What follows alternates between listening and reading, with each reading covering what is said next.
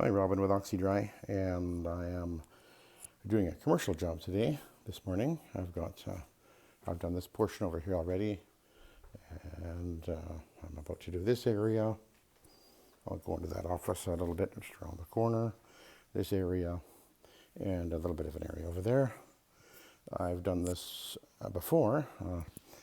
2019, I cleaned this carpet.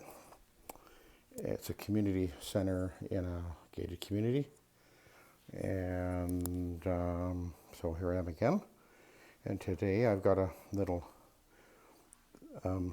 something different, and I got a new light on my machine. The light I had on there was the LED. It was like a couple of panels I had in a. I kind of put it together myself quite a while ago. But I decided it was time to upgrade it because it didn't put out a great amount of lumens compared to what some of the new LEDs are doing. And some of the panels, the little diodes had actually burned out, so I was losing a little bit of light. So I went and picked this up, and of course it's 12 volt. You can pick these sort of things up. I've got it in, actually when I went and got a hose made up yesterday, they were selling some of these, so I got it from there. And but you can get these at automotive places because it's 12 volt LED light. Anyway, it's just so nice to be able to see, isn't it? And look at that, so nice and bright. So let's go to work. I'm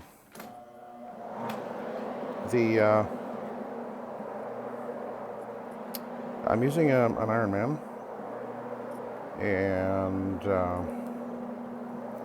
I'm using Nanomax, 1 ounce per gallon. The carpet actually isn't all that soiled, but just in a couple of areas I applied a pre-treatment using my trigger sprayer, just this actual area right here. Pardon me. Tickle in my throat. But otherwise, I haven't done any. I don't pre-spray. I'm feeding from the tank as usual. Put that thing up. Oh, it seems to be dropping a bit. Hang on a minute. Gotta tighten the. There we go. Give you guys a better field of view there. And anyway,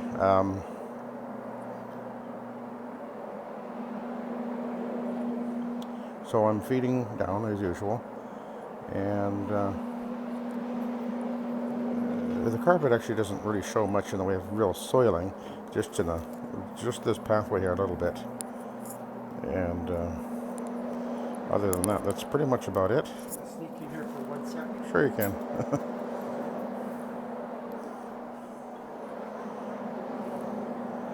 So, I'm going to go this way first. Go around the corner into the little library area.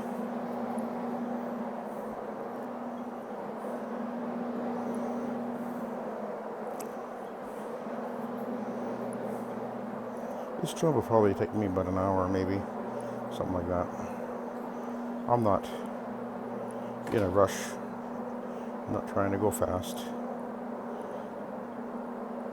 It's my only job for the morning, so just take it easy. Okay, there's a spot right there I treated with the proxy, which I just did a video about that. It should be the video just before this one is posted. So I'm just going to do a little bit extra passing over that right now. And I don't know if you can tell on the camera, but the stain is actually gone. The proxy basically removes it. And of course, one of the reasons I'm preferring to use an actual product for that purpose is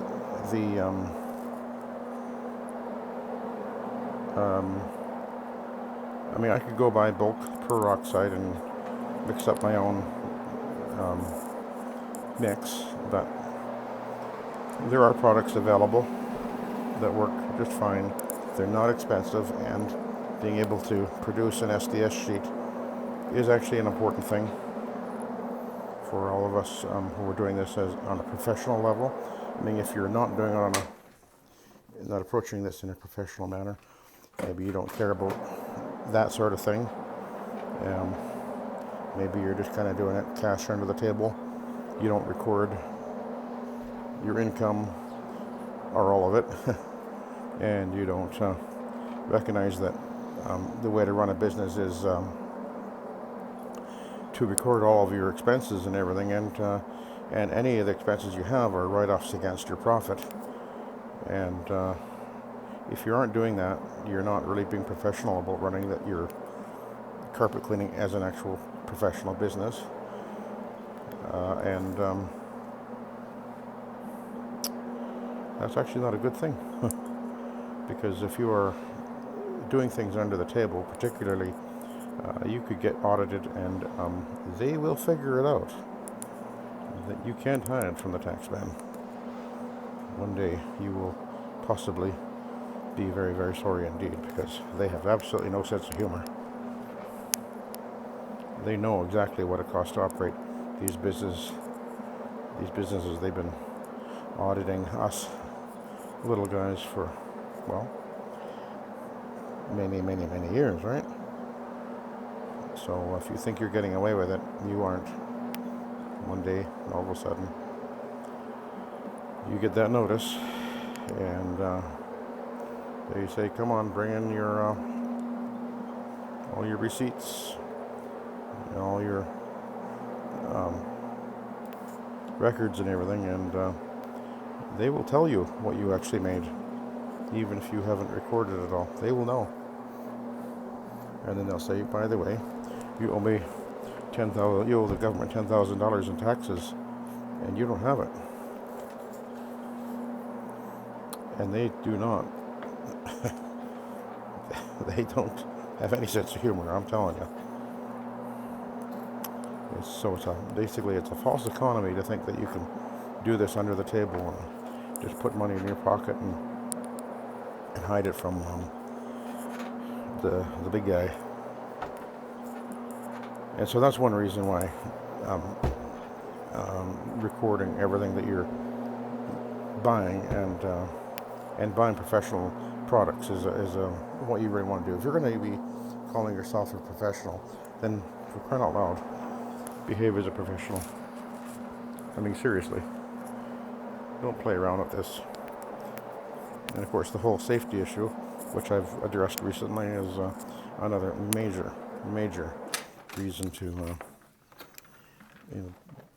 do it right or go home, quite frankly.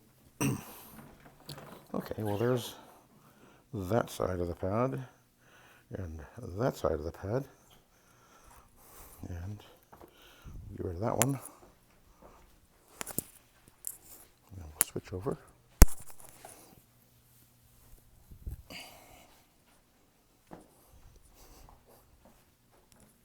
Carpet's looking great, cleaning up very well.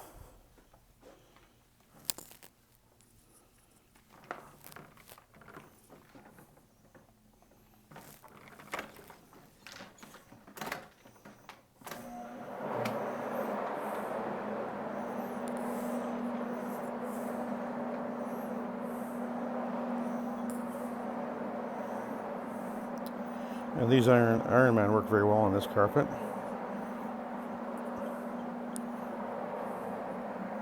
They do remove a lot of soil, and they do stand up really well over the long run, under a rotary anyway.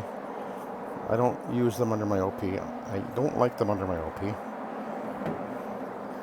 but that's just me.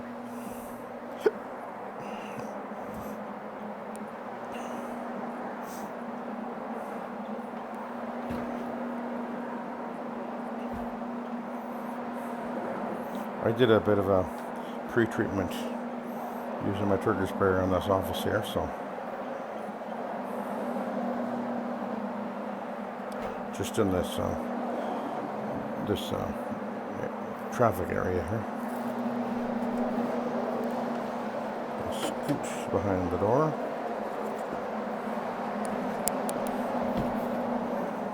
Place is well cared for. The real issue they have is these stains, coffee stains, they have out there in the meeting area, community area, I guess you call it.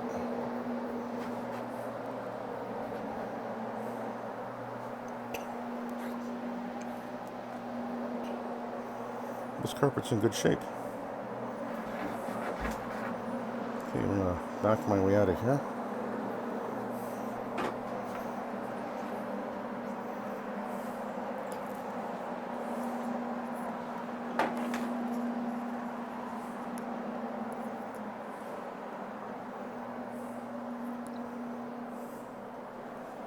Okay.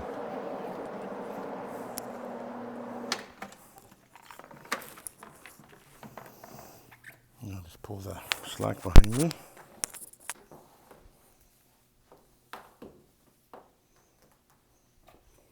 Okay. So, this is the largest area of that job that I have to do.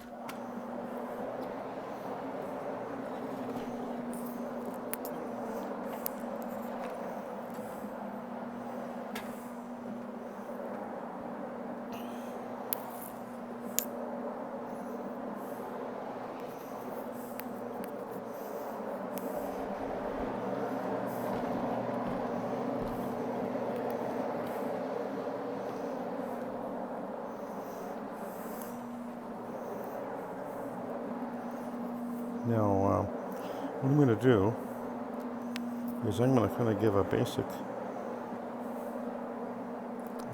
rundown of how I use this thing, the rotary, and here we are, a nice wide open area, so this will give a good basic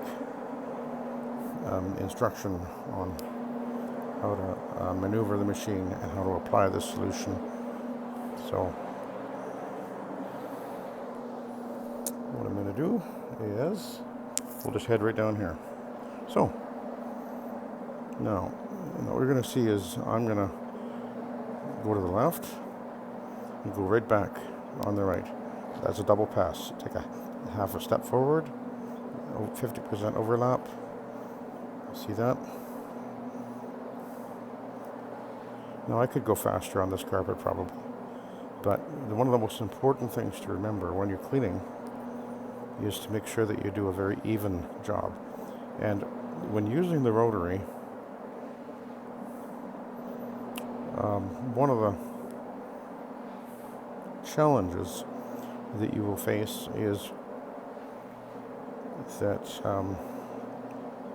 you need to be really aware of how evenly you're cleaning. Different carpets react differently, but it's easy to get kind of an uneven clean with the rotary. But it's all about how you, as the professional, handle the machine. So there's a spot there. I'm just going over there a little bit extra. I pre-treated that, and looks like it's gone. I'll just give it a little extra something there. Come back to that in a minute. So I'm going to the left, and I'm going to the right. And then I'm taking a little step, half a 50% overlap, doing it all over again. Just get yourself into a rhythm. Now, I'm not saying you do this in every case, by the way, but this is what I'm doing in this case.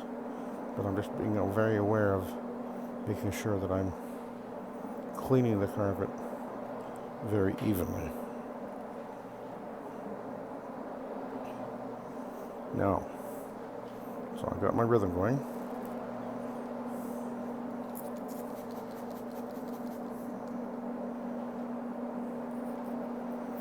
That was my little pre-treatment there, by the way. I keep that literally hanging on my. I got a pouch here with carabiners. I don't know what they call those things. So it hangs there, ready to shoot from the hip anytime. Now, what I'm going to do is all these spots, I'm just going to go over them ahead of time. So I'm going to stop my pattern and just pre-scrub these spots.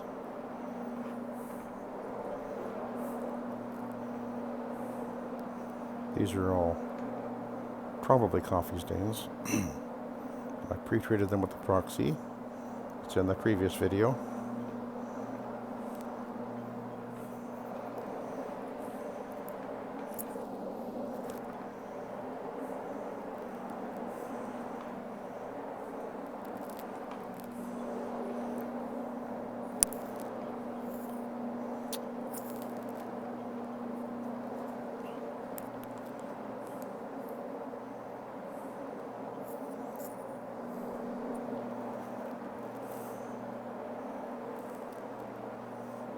I'm just keeping the pad damp, by the way. I'm applying every few seconds. It's a little bit of moisture. Pardon me.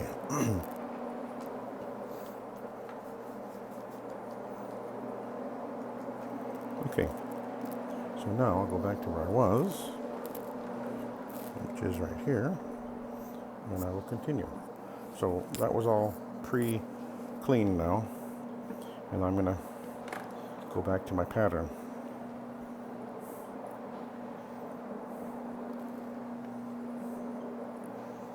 So now the solution.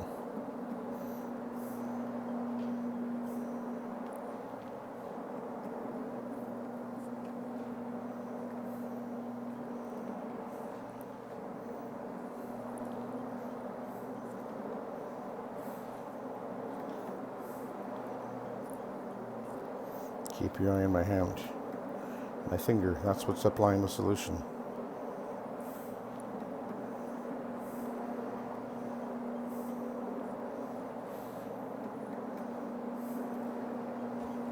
That's all I'm doing. Might surprise some of you guys how little I'm using.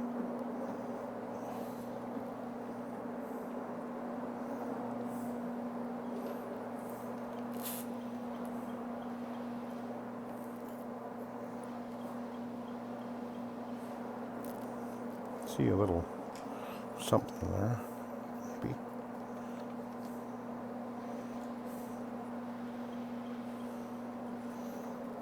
Okay, I think I got rid of that.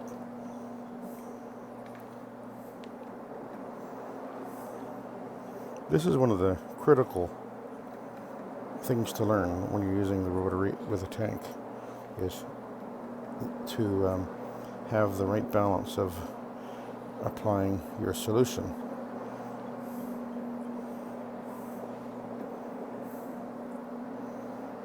You don't want to apply more than you need. You don't be wanting. You don't want to be over-wetting the carpet.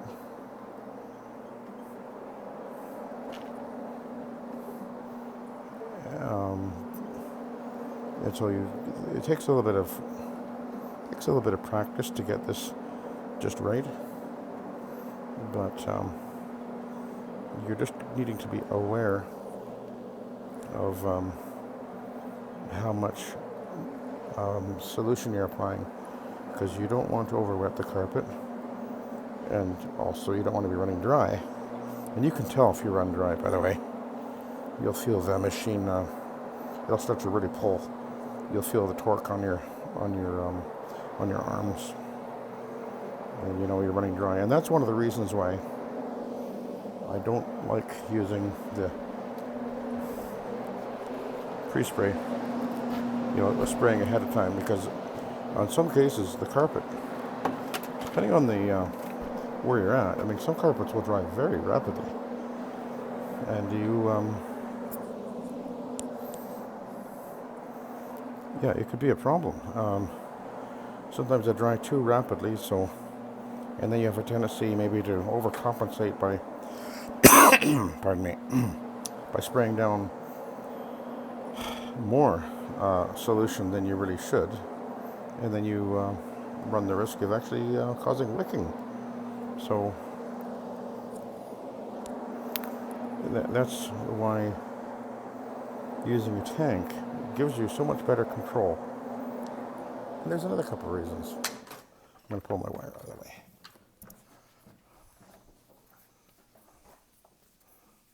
Oh, whoopsie.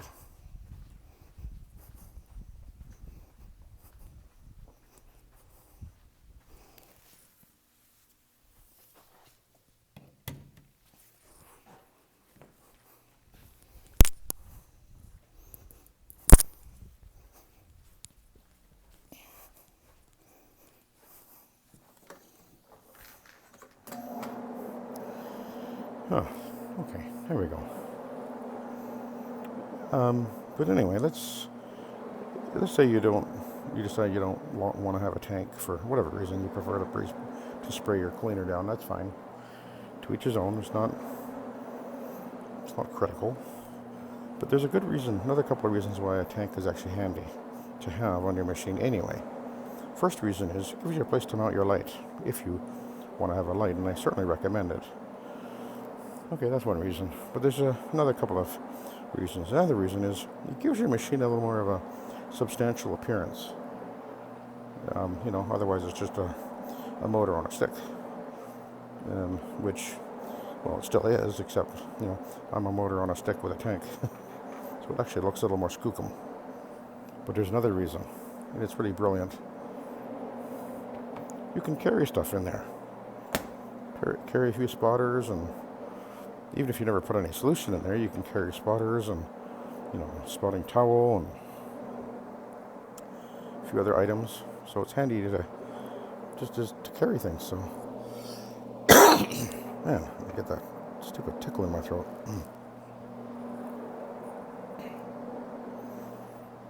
So those are reasons. But still, it's I think it's a better way to clean with shower feeding. And okay, the other thing is that when you're using a machine that has a spray system on it, which I do with my orbital machines, there are a couple of manufacturers that are making a rotary with spray system. I think Johnny Link has a machine, and Centaur, which is a Canadian manufacturer, has a machine with a spray system. And there's probably at least one other, and I know that there's another manufacturer working on another machine which will have a spray system on the rotary, as opposed to shower feed. And I would like to respectfully argue that that's redundant, unnecessary, and actually problematic. Plus it adds weight, and that means there's things that can go wrong, that pumps can burn out or leak, and switches can break, because they do eventually. Whereas with these with the gravity feed, all you have is a valve in the bottom of your tank, and they will last for, well, a very long time. I have replaced a valve, but not because it was actually not working or anything. I just figured I think it was like 10 years old. I finally decided maybe I should change that just in case. And it was working fine. I still have it as a backup. And they're cheap to buy and easy to replace. But anyway, I did have one of my rotaries. I began thinking about maybe it was a good idea to have a spray system, because there was talk about it and supposedly being better and everything. So, by the way, I'm going to scoot down the wall here. So I took one of my rotaries and I put a pump on it and a spray, a jet on it, and it had a really cool little articulating arm so that I could actually have the spray it sort of went around the head of the machine. It wasn't this particular machine, another one had a center, had a motor in the center. But anyway, so I had it all set up, and I could adjust the jet any way I wanted. And I did it. I used it for a little bit, and I discovered that it was just, I found it to be, quite frankly, clumsy. And the other thing is that when you spray with a rotary, you're usually going to swing the machine, like I'm doing.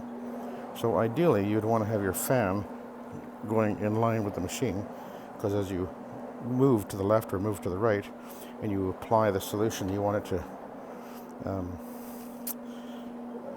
kind of spray onto the carpet in an even way. Because if you had it going the other way, spraying that way, then when you go to the left and go to the right, you'd actually be putting almost like lines of spray onto the carpet, assuming you use a fan.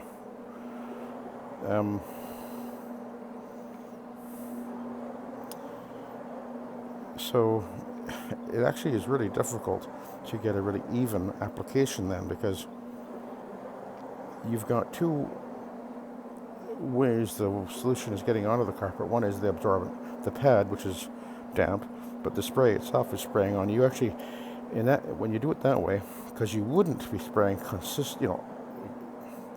with it on full bore, and I know that some might do it that way, but anyway, I'm telling you, it's just, it's overthinking, it's complicated, it's not necessary, and shower feeding works perfectly well. There is no problem with it at all.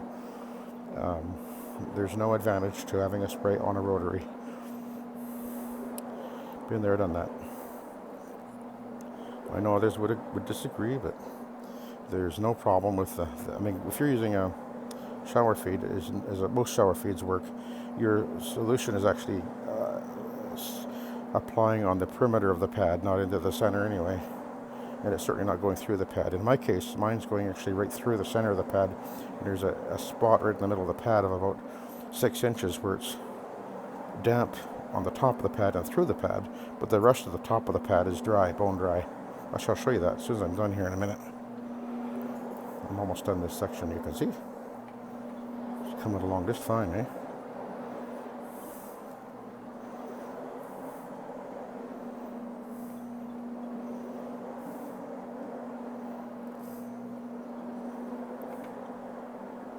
Okay, so we're going to stop. I'm going to come over here for a sec, though, because I want to park it on a pad, dry pad, of course.